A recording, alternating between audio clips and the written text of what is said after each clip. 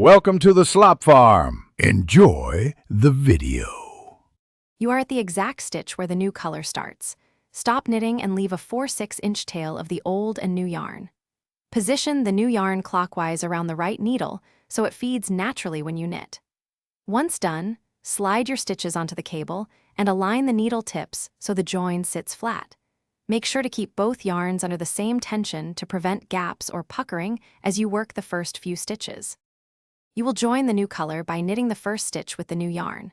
For security, hold both old and new yarn together and knit one stitch so the join locks.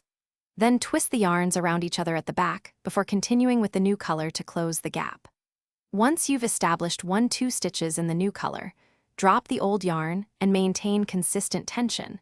Make sure to leave tails long enough to weave in later or tuck them under nearby stitches now.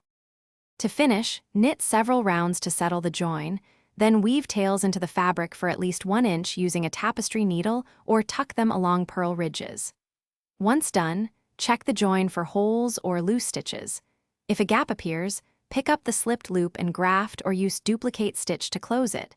This repairs without undoing rows. Make sure to keep even tension on your circular cable and needles to prevent laddering between needle tips as you continue knitting in the new color.